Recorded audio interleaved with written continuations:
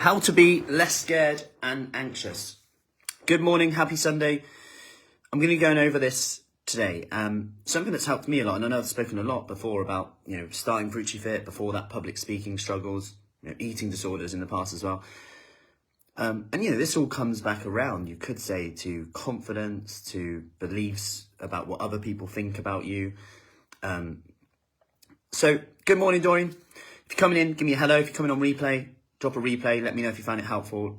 Share it with anyone who you think might want to know this message. So I'm just going to be sharing something that's really helped me before in terms of scared, anxious. Morning, Sally. Because when you start anything new, you're going to be a bit scared. You're going to be a little bit anxious at times. That's just completely normal.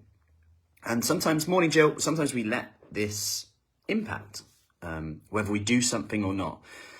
Now, I'm going to tie this in here to any type of goal that someone sets, okay? So people often set goals, and the thought of goals right now is probably making you go, oh, I don't want to do that. And I completely understand that, because there was once upon a time where I was there where setting a goal would make me feel anxious and scary. Why? Well, it's human nature. This is also research driven. It's not just my opinion. But when you set a goal, you actually have a criteria for failure, right? You now know whether you'll hit it or not. So you've now got a criteria for failure. And although this can lead to us feeling a bit more scared and anxious, this is actually the secret to actually people who get great results. Because now you've got a criteria for failure, you actually can identify setbacks, problems, and challenges. We're actually good things, because when you look back at any time in your life where you had a problem, setback, challenge, you've had a breakthrough straight after that. And if your attention is on them and you notice how and where you fail or have these setbacks, that's where you can improve. And you can do something, develop a strategy to improve on that. That's exactly what we do, whether it's comfort eating, binge eating, whether it's motivation to exercise, whether it's beating yourself up for not sticking to something, not being quote unquote perfect, because maybe you never set that goal in the first place. You haven't got the expectations. So anything is failure, unless it's perfect, which we don't even know what it is. We don't even know what we're looking for, because we're so focused on what we don't want, okay? But the thing is, if you don't set these goals, you fail anyway, albeit subconsciously. And that's when it's easy to just turn external, because you're failing anyway. It's not on us. It feels better, right? We get a little bit of a lift.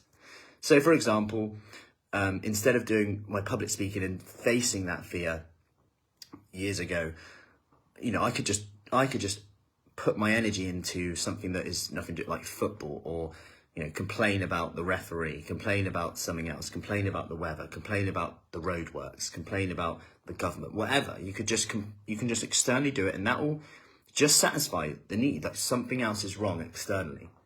And we create problems that deflect from us. And the thing is, when it comes to the research around this isn't just my opinion either, around when we're scared and anxious about something, what they find is when you break it down to small habits, small changes, this is the best way to get great results in this area. However, it doesn't become less scary. And that's what people thought, if you break it down, it's a lot less scary. It doesn't. This is the exciting part. It doesn't become less scary. You just get more confident and more brave. And that was a massive thing for me when it came to public speaking and everything. The fact that you're actually getting better and you need to put your attention on that rather than, can you see how we deflect it? We've done really well in adding a new habit, yet we're saying, it's just less scary now. But actually, we've got more confident. We've got braver. And confidence is always specific. It's always specific to a situation. So you might be confident in one situation, not in the other. So then it's down to habits. And have you broken it down? Have you actually got evidence that you can do it? Because confidence loves evidence. But evidence comes from doing, so we have to start somewhere. That's why the smallest habits is the best thing. That's why you hear sometimes people talk about, okay, start small. Start in your kitchen. Look around in your kitchen. What would you improve about your kitchen right now? If you just looked around, in terms of getting healthier, fitter, what would you improve? Well, you start to look around, your brain starts to go, you know what? I'd probably move those biscuits into the cupboard. I'd probably get the fruit bowl out. I'd probably freshen that up a bit. We're already making small changes. And we're becoming more confident that we can do this, actually. Actually, you know what? Even if one day this week, in the evening, I choose fruit instead of my chocolate biscuits that I have every evening with my wine, I'm going to go with that this week. And then it's a small habit that we can change straight away. Okay? And this is exactly the process that if you're struggling to get started, less scared, if you feel like it's scary to get started right now, just break it down into small steps. Start somewhere where it's seemingly insignificant to do. Like, it will seem pointless.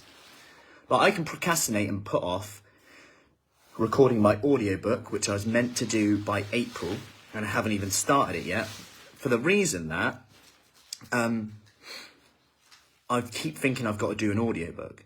However, I haven't. I've just got to do one line. So I'm putting out some accountability right now that I'm going to start doing at least one line a week. And that one line might turn into a paragraph. I'm going on a tangent now, right? Yeah, let's see where it takes it when I start recording. Put the microphone on, just go. And if I can commit to one line a week, I'll probably end up doing 2 paragraphs a week. All of a sudden, in 3 months, I've got the book done. So, I hope that helps. If you do want my free training that I've done on why diets do work and how to make that work for you so you can stick to it, drop a nutrition in below and I'll send that over to you. I'm getting through everyone's comments on that. We also have our brand new summer program starting again next week. So releasing more details next week. If you want more information on that, just send me a message. I'll get you the details on that. Have a lovely Sunday. Happy Father's Day. And I'll see you soon. Take care.